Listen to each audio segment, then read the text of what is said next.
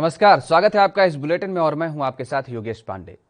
देश भर में कोरोना का कहर जारी है और इस दौरान लाखों लोगों के रोजगार छिन गए हैं और काफी लेखकों का अगर जिक्र किया जाए और उनके साथ ही तमाम राजनीतिक विश्लेषक अब मोदी लहर और कोरोना कहर को लेकर के अपने लेख लिख रहे हैं। साल 2012 में टाइम्स मैगजीन ने अपने कवर पर लिखा था कि मोदी का मतलब है बिजनेस। बता दें कि साल 2002 में ट्रेन में आग लगने से 60 हिंदुओं की मौत के बाद गुजरात में हुए दंगों में 1000 से अधिक लोग मारे गए थे और इनमें अधिकतर अल्पसंख्यक थे। उस समय मोदी गुजरात के मुख्यमंत्री थे और उन पर दंगों का हो जाने देने का आरोप लगा था। मोदी ने सभी आरोपों को खारिज कर दिया और उनकी छवि पर कोई खरोंच तक नहीं आई। साल 2012 आते आते गुजरात के मुख्यमंत्री नरेंद्र मोदी अपने समर्थकों के लिए प्रभावशाली प्रशासक और सुशासन के आदर्श प्रतीक बन गए। इस दौरान उन्हें एक ऐसा ताजा बदलाव भी बताया गया जिनके नेतृत्व में गुजरात का विकास हुआ और कारोबार फला फूला। और 13 साल गुजरात के मुख्यमंत्री रहने के बाद जब उन्होंने साल 2014 में प्रधानमंत्री पद के लिए दावेदारी ठोकी तो इसे भारत की अर्थव्यवस्था को पटरी पर लाने के मौके के तौर पर देखा गया। उनके केंद्र से ही देश को शासित करने की नेतृत्व क्षमता पिछले साल तक भरोसा दे रही थी, लेकिन अब संकट के समय उन्होंने जिम्मेदारी राज्यों पर डाल दी है। मोदी ने दूसरे देशों को वैक्सीन देने के उदार रणनीति बनाई, जिसके तहत भारत के ने दर्जनों देशों को वैक्सीन भी भेजी। लेकिन अब यही नीति लापरवाही में उठाया गया कदम लग रहा है, क्योंकि भारत ने अपने सबसे बड़े वैक्सीन निर्माता को अंतर्राष्ट्रीय प्रतिबद्धताओं को पूरा करने से पीछे हटाने के लिए मजबूर कर दिया। इस निर्माता को इन्हीं बाहरी देशों से वैक्सीन बनाने के लिए फंडिंग मिली थी। प्रधानमंत्री मोदी की चर्चित नेता और सक्षम प्रशासक की छवि को 2017 में तब झटका लगा जब अचानक की गई नोटबंदी की घोषणा ने लाखों भारतीयों को कतार में लगा दिया था। और पिछले साल कोविड महामारी को रोकने के लिए उन्होंने रातों रात देशव्यापी लॉकडाउन भी लगा दिया। लेकिन इस दौरान भी देशवासियों को लगभग लाखों भारतीयों की नौकरी गंवानी पड़ी और हजारों लोग मारे भी गए। भारत की अर्थव्यवस्था अब भी लॉकडाउन के असर से उबर नहीं पाई है, चाहे रातों रात नोटबंदी का हो या फिर लॉकडाउन। प्रधानमंत्री मोदी अपने बचाव में कहते रहे हैं कि उन्होंने ऐसा कदम राष्ट्रहित में उठाया था। तो 2012 में जिस तरीके से टाइम्स मैगजीन ने छापा था, अपने कवर पर लिखा था कि मोदी का मतलब बिजनेस, लेकिन अब तमाम सारे सवाल उठ रहे हैं क्योंकि कोरोना काल से देश उबर नहीं पा रहा है और जिस तरीके से लगातार हालात बने हुए हैं वो लगातार सवाल उठा रहे हैं, क्योंकि ऑक्सीजन की किल्लत भारी मात्रा में देखने को मिल रही है। भारत में बेड्स उपलब्ध नहीं हो पा रहे हैं। तो कोरोना काल के बाद से लगातार अब सवाल उठने लगे हैं। जो अभी तक एक मजबूत प्रशासक के तौर पर जिसे देखा जाता था, अब उसी प्रशासक के प्रशासन पर तमाम सारे सवाल उठने लगे हैं। और क्योंकि कोरोना के नए मामले लगातार रिकॉर्ड बना रहे हैं और इस तरीके से लगातार लोग परेशान हो रहे हैं, उसमें ये देखा जा रहा है कि लोग सवाल उठा रहे हैं। और प्रधानमंत्री नरेंद्र मोदी के कार्यकाल में जिस तरीके से पिछले साल तक अगर जिक्र किया जाए तो लॉकडाउन जिस तरीके से पिछले साल लगा था, उस दौरान भी तमाम सारे सवाल उठे थे, लेकिन फिर भी एक बार अर्थव्यवस्था को यह माना जा रहा था कि देश की अर्थव्यवस्था एक बार फिर से पटरी पर आने लगी है।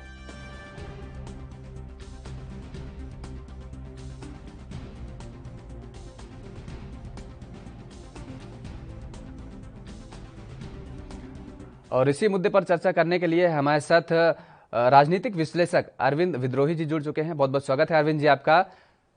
तो अरविंद जी, अगर जिक्र करें प्रधानमंत्री नरेंद्र मोदी जी का, क्योंकि जिस तरीके से जो हालात बने हुए हैं, प्रधानमंत्री नरेंद्र मोदी ने अपने आप को एक कुशल प्रशासक के तौर पर हमेशा प्रस्तुत करने की कोशिश की है, प्रस्तुत किया भी है।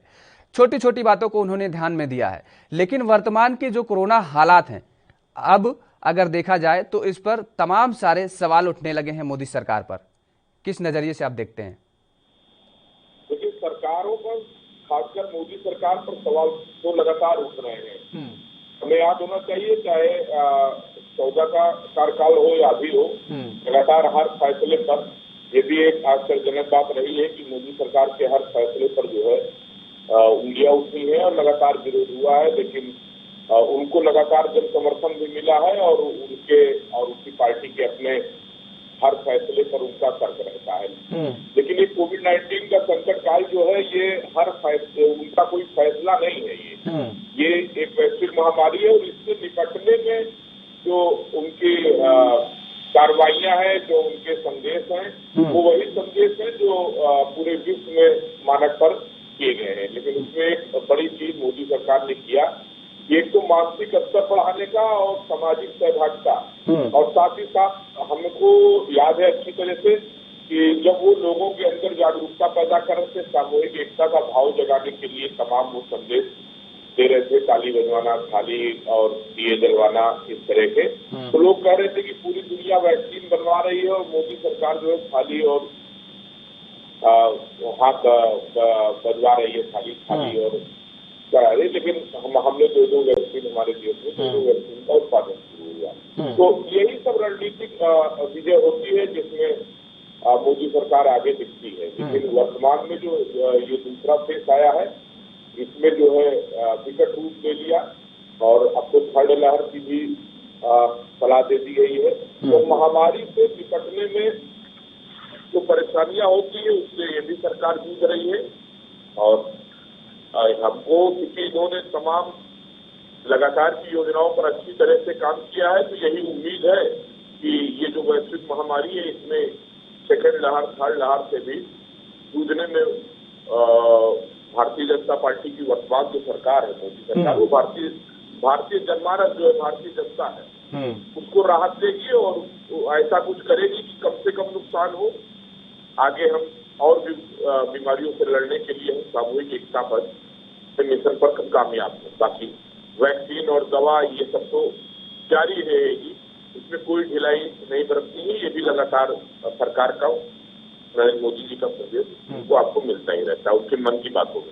जी अरविंद जी, लेकिन अगर जिक्र किया जाए, क्योंकि अगर विदेशों में जिस तरीके से अखबारों में सुर्खियों में छाए रहते थे प्रधानमंत्री नरेंद्र मोदी जी, तब हमेशा इस बात का जिक्र किया जाता था कि भारत का डंका बज रहा है आज विदेशों में। लेकिन आज हालात ऐसे हैं, आप भी देख रहे हैं कि विदेशों में किस तरीके से जो फ्रंट अखबारों के फ्रंट पेज हैं उनमें कैसी तस्वीरें छप रही हैं और क्या हेडलाइन छप रही हैं। अगर ब्रिटानी अखबार का जिक्र किया जाए तो वहां संडे टाइम्स ने अभी भी सुर्खियों में हेडलाइन उसने अपनी छापी थी कि भारत के प्रधानमंत्री ने लॉकडाउन से भारत को निकाल करके कोरोना के इस संकट घड़ी में ढकेलने का काम किया है। उन्होंने यह भी लिखा उस अपने अखबार में कि अक्षम प्रशासनिक अधिकारी, जो कि एक तरफ से भारत की जनता त्राहिमाम कर रही है और दूसरी तरफ जनता से प्यार, जनता यानी भीड़ से प्यार करने वाले प्रधानमंत्री नरेंद्र मोदी मगन है। तो आखिर ये जो छवि धूमिल होती हुई नजर आ रही है, क्या लगता है?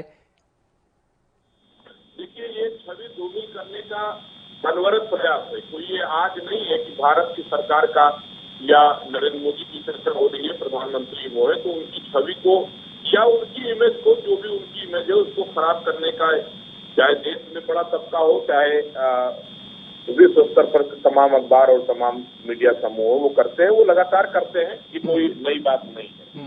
लेकिन हम लोग तो यहीं पर हैं, भारत में हैं, तो हम लोगों को वस्तुस्थिति का भी पता है। हम लोग सारी चीजों से देख रहे हैं, जूझ रहे हैं। हमको याद होना चाहिए कि जब पिछली बार लॉकडाउन लगा दिया था नरेंद्र मोदी जी ने, तो तमाम विपक्ष के नेता जो आज उन अखबारों को, खबरों को संज्ञान में लेके कह रहे हैं कि मोदी सरकार ने ये गलती किया, तो जब लॉकडाउन लगा था तभी लोग कह रहे थे कि अचानक लॉकडाउन लगा दिया और ये तुगलकी फरमान है। अभी कुछ दिन पहले भी विपक्ष के बड़े नेता ने कहा कि ये तुगलकी फरमान रहा। लेकिन हमें ये नहीं भूलना चाहिए कि जब पिछली बार एकदम से लॉकडाउन लगाया था तो उस समय हमारे पास कोई जानकारी नहीं थी, कोई वैक्सीन नहीं थी, कोई दवा नहीं थी, हमारे पास पीपीई किट नहीं था भारत के पास, न ये मालूम था कैसे इलाज करना है, मानसिक रूप से भी हम नहीं तैयार थे, दवाओं के रूप से नहीं तैयार थे। लेकिन अब जीवन बचाने के तमाम साधन हमें रास्ते मालूम है, मास्क मालूम है, सैनिटाइजर मालूम है, डिस्टेंसिंग मालूम है, तमाम जो है आयुर्वेदिक उपाय, घरेलू उपाय मालूम है, दवाओं का सब मालूम है कि कौन सी दवा माइल्ड में कैसे है, सब ऑक्सीजन, वेंटिलेटर सारे आ गए। हाँ, मात्रा का अभाव, जब ज्यादा लोग बीमार पड़े तो उसका अभाव भी हमने देखा, फिर आया। तो वो स्थिति दूसरी थी कि एकदम से लॉकडाउन लगाया था और ये राज्य सरकारों को पिछले बार ही अधिकार केंद्र सरकार ने दे दिया था राज्य सरकारों के कहने पर, और अब जीवन के साथ जीविका जो बचाने का हुआ, हमारा इकोनॉमिक भी अरविंद जी यहाँ पर रोकेंगे आपको थोड़ा। हमारे साथ बीजेपी प्रवक्ता पंकज जोशी भी जुड़ चुके हैं। पंकज जी, आपका बहुत बहुत स्वागत है।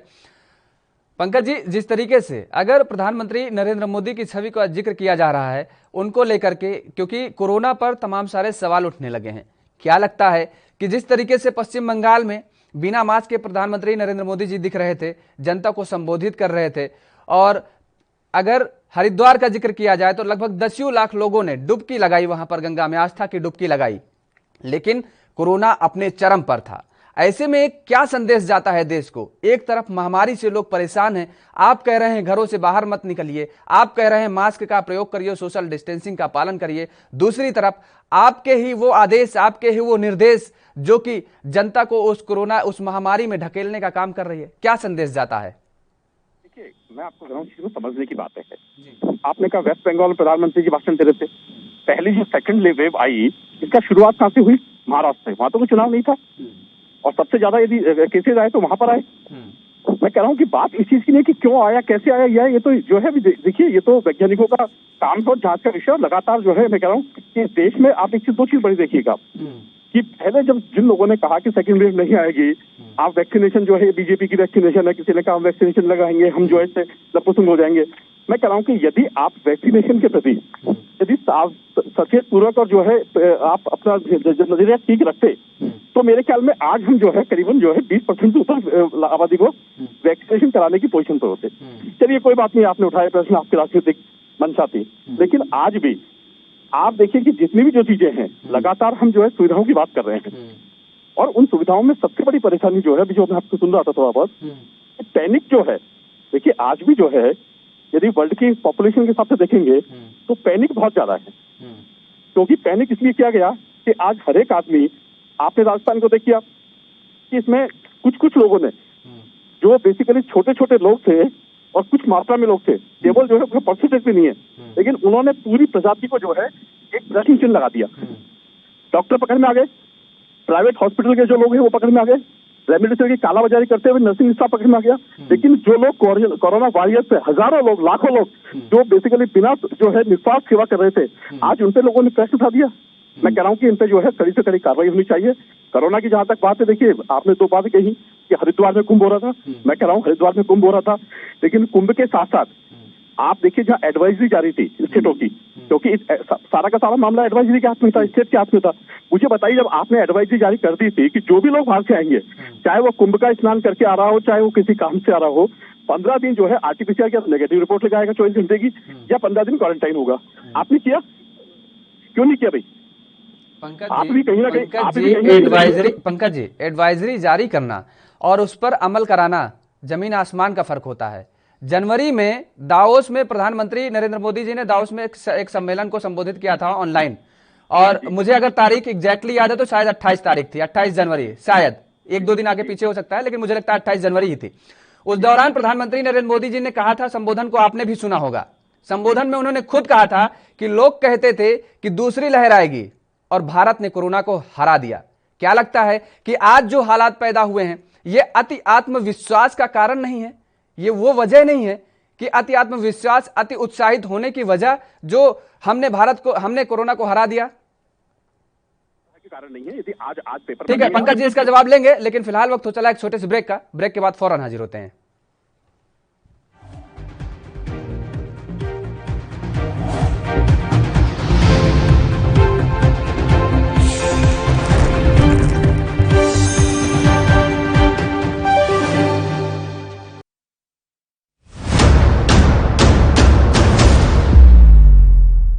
हक की बात दोपहर 12 बजे सिर्फ ANB न्यूज पर।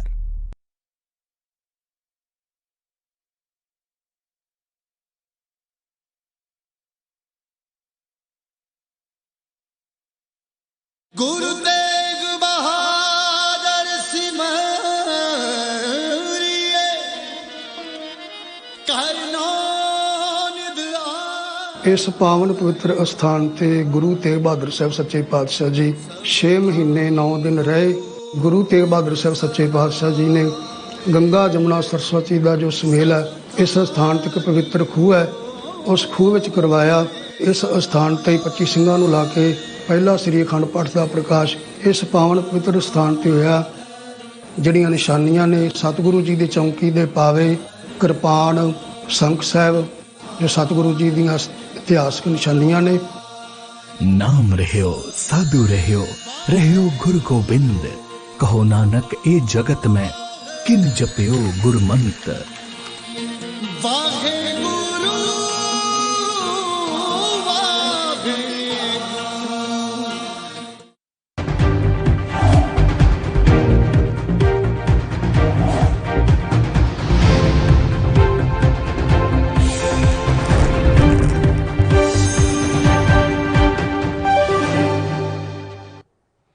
तो ब्रेक के बाद एक बार फिर आप सभी का स्वागत है। हमारे साथ दोनों मेहमान जुड़े हुए हैं। अरविंद विद्रोही जी राजनीतिक विश्लेषक हैं और पंकज जी भारतीय जनता पार्टी के नेता हैं। पंकज जी, जिस तरीके से अभी कहा, दावोस का मैंने जिक्र किया कि दावोस में जिस तरीके से जो संबोधन किया गया, क्या वो आत्मविश्वास नहीं था, अति आत्मविश्वास नहीं था? और हालात आज जो पैदा हुए हैं, वजह यही थी कि लापरवाही? देखिए, बिल्कुल आपने दो चीजें बिल्कुल आपने खुद ने कह दिया। देखिए, अति आत्मविश्वास नहीं था, विश्वास था।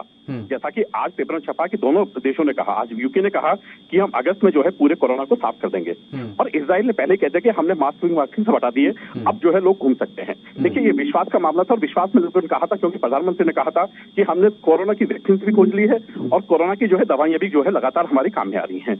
लेकिन कहीं ना कहीं देखिए, आप मैं कह रहा हूँ, हर एक चीज पे जब प्रश्न उठे, किसी भी चीजों पर लगातार प्रश्न उठते गए, और जब शॉर्टेज हुई, कल ही का मैं आपको राजस्थान का एक पेपर है भास्कर में कल देखिए जो जिस तरीके से पूरे माननीय न्यायालय ने भी जो है लगातार कहा कि आप दवाइयां उपलब्ध नहीं करवा पा रहे हैं, आप ये चीज नहीं है। और कल जो है मुख्य पृष्ठ के ऊपर एक चीज छपी कि सरकार ने 1,64,800 समथिंग जो है रेमडेसिविर के इंजेक्शन मांगे, और केंद्र सरकार ने 1,41,600 दे दिए।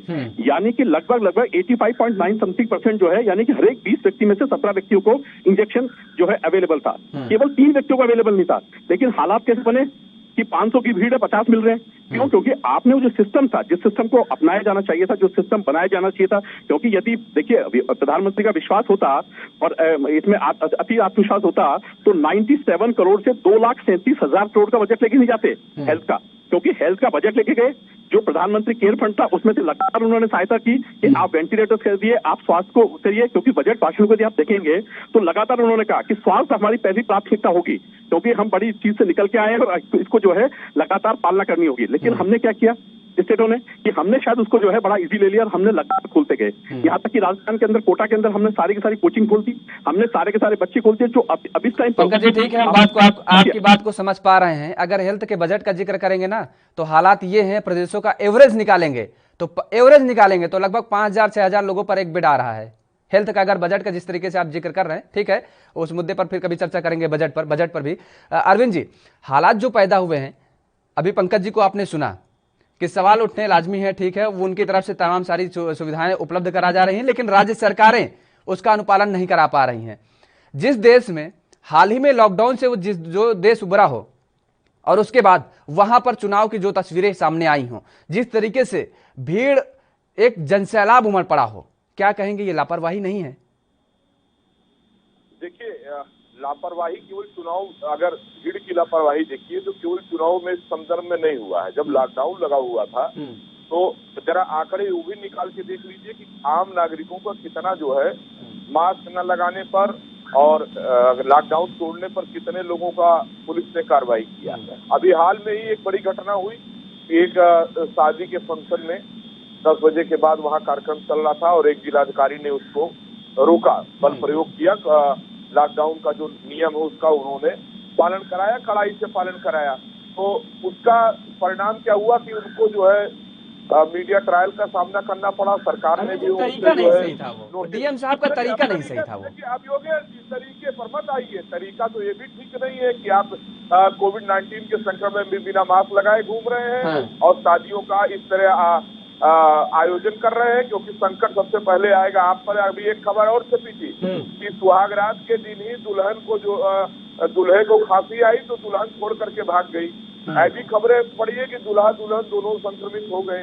तो करिएगा क्या? जब तक व्यक्ति के रूप में हम सुधार नहीं करेंगे, अपने आप में संकट नहीं समझेंगे, परिवार नहीं समझेगा, लोकेलिटी नहीं समझेगी, शहर नहीं समझेगा, तब राज्य सरकार और सरकारों का नंबर आता है। समाज के प्रथम व्यक्ति के रूप में हम कहाँ गए? हम पत्रकार हैं, राजनीतिक विश्लेषक हैं। हमने अपनी यूनियन का चुनाव उत्तर प्रदेश में करा दिया और नतीजा क्या हुआ? कम से कम 15 पत्रकार मृत्यु शिकार हो गए और सैकड़ों परिवार के जन इस समय बीमार पड़े हुए हैं। तो हमारी भूमिका कहाँ है? व्यक्ति के रूप में, संस्थान के रूप में हम ठीक है, राजनीतिक डेमोक्रेसी है, हम राजनीतिक दलों को हर मामले में दोषी ठहरा सकते हैं, लेकिन हमारी जिम्मेदारी क्या बनती है? हमने व्यक्ति के रूप में हमने क्या किया? व्यक्ति के रूप में ज्यादातर लोगों ने मौके तलाशे कि कब हम बाहर निकल। यहाँ हद तो ये तक हो गई कि बहुत से लोग ये निकलते थे देखने के लिए कि जरा हम चौराहे देख लें कि सब लोग घर के अंदर हैं कि नहीं है। ऐसे ही तादाद जो है, मतलब अजीब अजीब लोगों की अभी मतलब कोविड-19 की महामारी में भी संयम नहीं है लोगों के पास। ये नहीं सोच पा रहे हैं कि अगर बीमारी होगी तो हमारा कितना इलाज होगा, कितना ऑक्सीजन का जरूरत पड़ेगा। अगर हॉस्पिटल का देख लीजिए, हम भगवान मानते हैं डॉक्टर्स को, लेकिन डॉक्टर्स दैत्य रूपी डॉक्टरों का भी चेहरा हमारे सामने आ चुका है। हम लोगों ने शिकायत किया, एक अस्पताल के खिलाफ जो है कार्रवाई कराई। एक अस्पताल कोविड-19 का था, सरकार उसको अवेलेबल करा रही थी ऑक्सीजन, और वो ऑक्सीजन बेच रहा था। उसकी सख्त शिकायत हुई, उसका कोविड-19 का उसका लाइसेंस रद्द हुआ है और जांच कमेटी बैठी है। तो बहुत मतलब एक गड़बड़ी नहीं है। सरकारें अपना अगर काम कर भी रही है तो बेस्ट के रूप में हम नहीं कर रहे हैं। कोविड के अस्पताल गड़बड़ कर रहे हैं, कालाबाजारी हो रही है। नहीं, ठीक है, आपकी बात ठीक है कि हमारी भी जिम्मेदारी बनती है। आपने जैसे उत्तर प्रदेश में पत्रकार संगठन के जो चुनाव का भी जिक्र कर दिया, तो वहां पर देखिए वो स्थिति अलग हो जाती है। वहां पर गुटबाजी, वहां पर यह कि इतने सालों से अगर कोई अध्यक्ष पद पर बरकरार है तो कैसे है, उसे उखाड़ फेंकना है, तो ये सब चीजें अलग है। वहां पर भी आ जाए, वो पत्रकार संगठन में भी यही चीजें हो रही है कि जब राजनेताओं के चुनाव हो सकते हैं तो हमारे क्यों नहीं हो सकते? आखिर इसका खामियाजा किसको भुगतना पड़ा? भुगतना पड़ा पत्रकारों को ही। मैं यही कह रहा हूँ, खुद भुगतना। देखिए ना, उत्तर प्रदेश में पुराने पत्रकार अध्यक्ष को हटा पाए, न केंद्रीय चुनाव आयोग ने चुनाव किया, तो ना आसाम में भी भाजपा रह गई, बंगाल में भी ममता बनर्जी रह गई। तो अगर चुनाव की बात करिए तो समग्र चुनाव की बात करिए कि सबकी गलती है। मतलब सरकार की बात हो तो हर सरकार की बात हो, पक्षपात। और सबसे पहले हमको अपना गिरेबान देखना है व्यक्ति के रूप से कि हमने क्या किया, हमारे परिवार ने क्या किया। साजियां इस कदर हो रही हैं पूर्वांचल में, क्या हर जगह हो रही है, लखनऊ आसपास भी हो रही है, और लोग नाराज हो रहे हैं कि आप हमारे यहाँ नहीं आ रहे हैं। लोगों को भी नहीं समझ में आ रहा है जैसे कि ये महामारी जो है पूरा परिवार को लीलने के लिए मुंह खड़ी है, और हम आयोजन पर आयोजन कर रहे हैं। जिम्मेदारी प्रशासनिक अधिकारियों की बनती है। अभी पिछली बार जब लॉकडाउन लगा था तो आपने देखा होगा कि किस तरीके से पालन लोग कर रहे थे, सख्ती से पालन कराया जा रहा था। लोग निकलने से डरते थे, घरों से बाहर नहीं निकलते थे, काम से भी निकल जाना होता था तो लोगों के मन में तमाम सारे सवाल उठते थे कि अगले चौराहे पर जाएंगे तो मुझे रोक लिया जाएगा, 10 सवालों के जवाब देने पड़ेंगे तब चौराहा क्रॉस कर पाएंगे। तो प्रशासनिक अमले की जिम्मेदारी बनती है ना, अगर आम जनता लापरवाही करती है तो उसका कड़ाई से पालन कौन करवाएगा?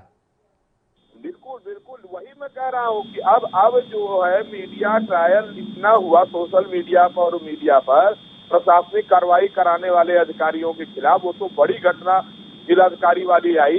जिलों में मतलब पत्रकार, हमारे आपके बीच के पत्रकार भी कोई लॉकडाउन का उल्लंघन करे तो एसपी से लेकर सब पर दबाव बनाते रहे हैं।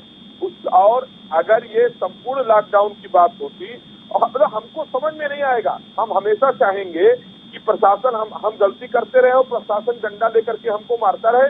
उसका हम पत्रकार ही खबर चलाएं कि बूढ़ी माँ का इलाज करने जा रहे हैं या दवाई लेने जा रहे हैं, लोगों को लाठी चलाई। अब एडवाइजरी है कि आपको जरूरी काम हो तो आप निकलिए, अब सबको जरूरी ही काम है तो कोई क्या करे। अब अगर हम नहीं सुधरेंगे, शासन का काम व्यवस्था बनाए रखना है।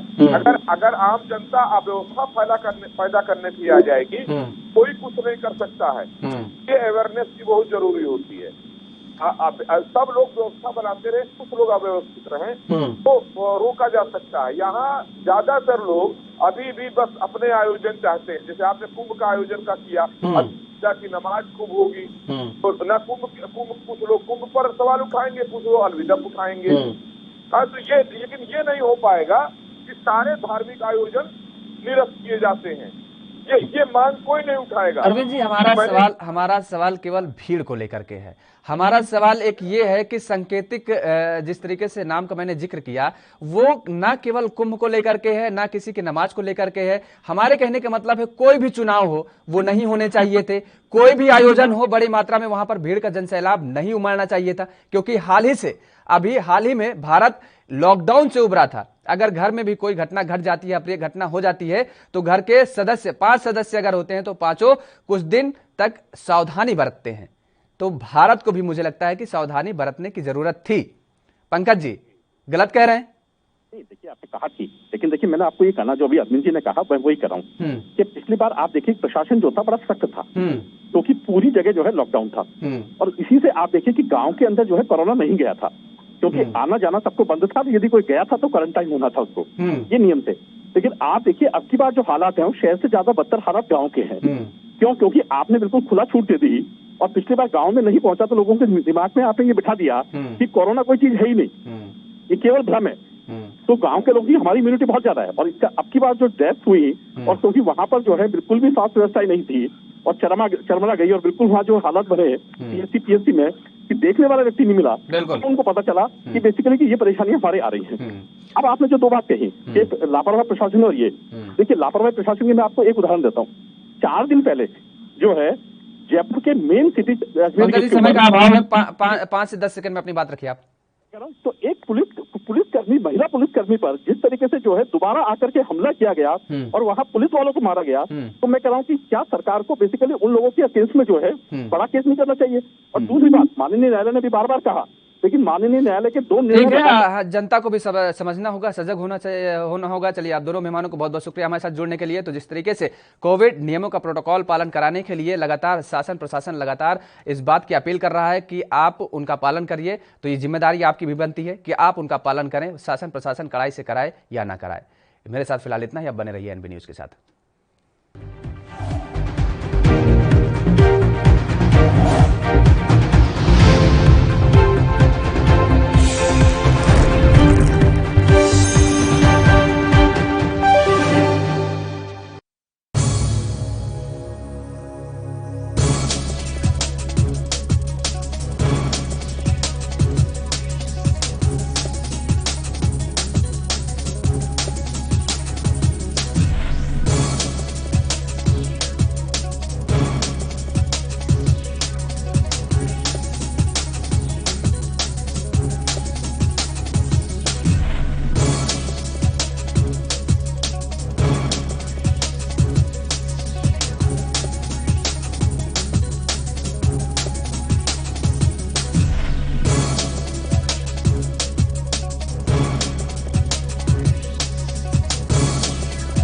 कम ब्रेक और ज्यादा खबरों के साथ देखिए ANB news in channel number पर।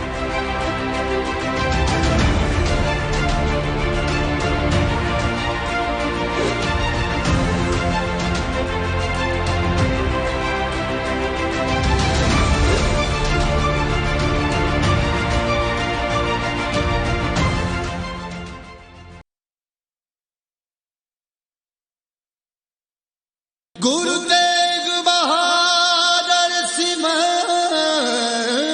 फतेह प्रतिष्ठान ਧੰਨ ਧੰਨ ਗੁਰੂ ਅਰਜਨ ਸਾਹਿਬ ਦੀ ਸ਼ੋਭ ਪ੍ਰਾਪਤ ਧੰਨ ਧੰਨ ਗੁਰੂ ਤੇਗ ਬਹਾਦਰ ਸ਼ੋਭ ਪ੍ਰਾਪਤ ਹੈ, ਜਿਸ ਦਾ ਨਾਮ ਗੁਰਦੁਆਰਾ ਗੁਰੂ ਕਾ ਬਾਗ ਹੈ।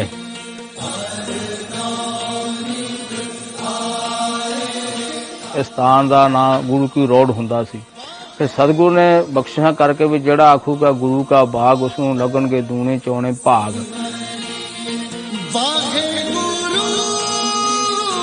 ਇਹ ਸਤਿਗੁਰੂ ਦਾ ਸਾਂਝਾ ਸਥਾਨ ਹੈ, ਧੰਨ ਗੁਰੂ ਤੇਗ ਬਹਾਦਰ ਗੁਰੂ ਅਰਜਨ ਸਾਹਿਬ ਦਾ।